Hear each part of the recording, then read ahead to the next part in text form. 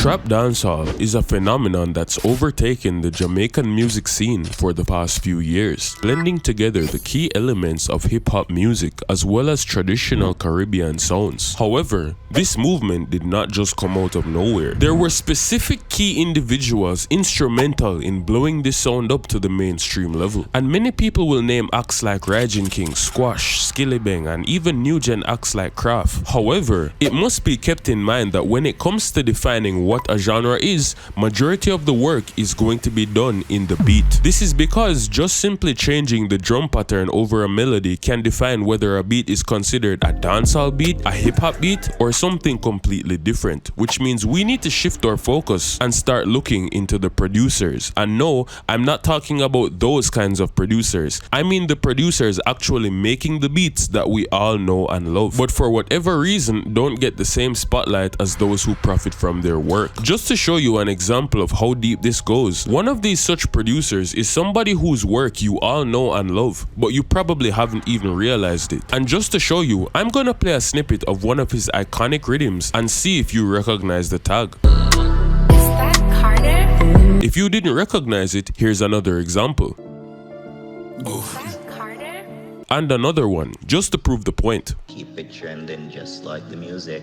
Isthatcarterr? Of course, I could literally play this game all day. We all recognize the Isthatcarterr tag, but I guarantee you most people have never even seen the face of one of the most successful young producers in this game. Carter has been making beats since he was a literal child, but got his first hit song in dancehall at the mere age of 14 when he produced the song Speed Off by Valiant. But how did a high school kid get such an opportunity? Well, the story goes that Carter, who had such a passion for making beats, started uploading his work to his YouTube channel. The numbers weren't going that crazy at first, but he stayed consistent, and eventually back in 2022, one of his beats was spotted by rising producer on the scene, DJ Mac, who took a liking and decided to purchase this beat for his newfound artist, Valiant. Of course, they got together, made the song, and the rest is history. But the crazy part is, this man got an entire hit song at literally 14 years old, which is basically unheard of outside of people like Beenie Man and a few others. Yet because of the way the industry is set up, this accomplishment has gone completely under the radar. After this, Carter continued to produce more hits in the game, with some notable examples being Dungeon by Malidon, Rum Please by Malidon, Fearless by Chronicler, Sidong by Baker, One Rifle and the entire One Rifle Rhythm series, and very notably a lot of Skipper's catalog before him really bust. For example, songs like Dark, Bob Rich, Uncle Sam and Most Wanted are all made by Carter, even producing Malidon's personal favorite song he's ever made, Order. What's your favorite song from yourself and who's your favorite artist? Favorite song from myself, Arda. Arda? And why? Why out of all the song you pick that? It's more of a motivational song. But whenever I listen to that song, the cold bomb take me up. I don't know for what reason.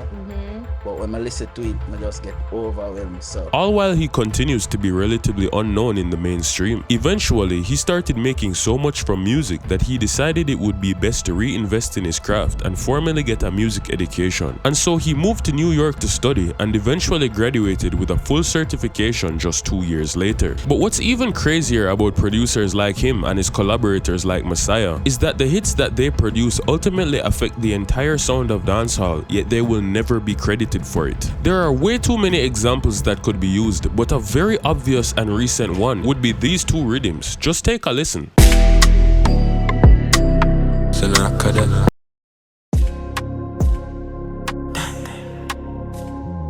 And then to take it even a step further, tell me that this doesn't sound like the last two.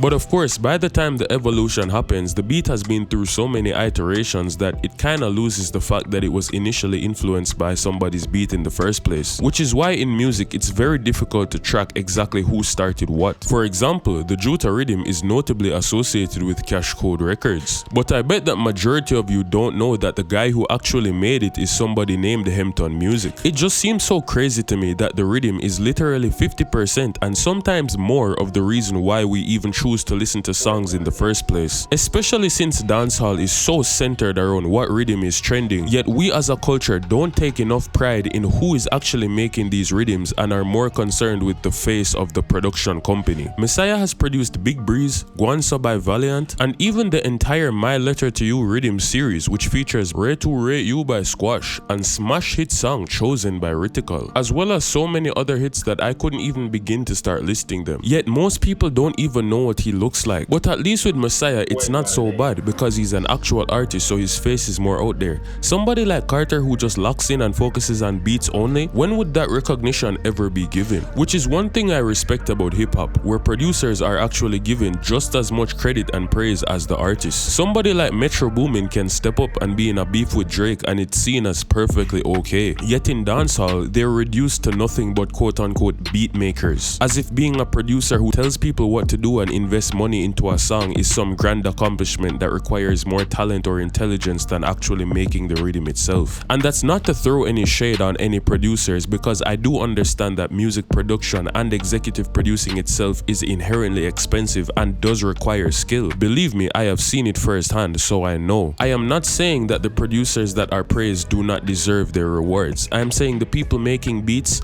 also deserve an equal amount of recognition as those who are investing and promoting to the public. Because at the end of the day, everybody has a piece to contribute in this pie that we call dancehall. And I would love to see you make a hit song without a beat. But speaking of beats, if you want to learn the story of how the Dirty Money rhythm started an entire civil war that ripped dancehall in half, click the video on your screen right now. And as always, the dancehall has been decoded.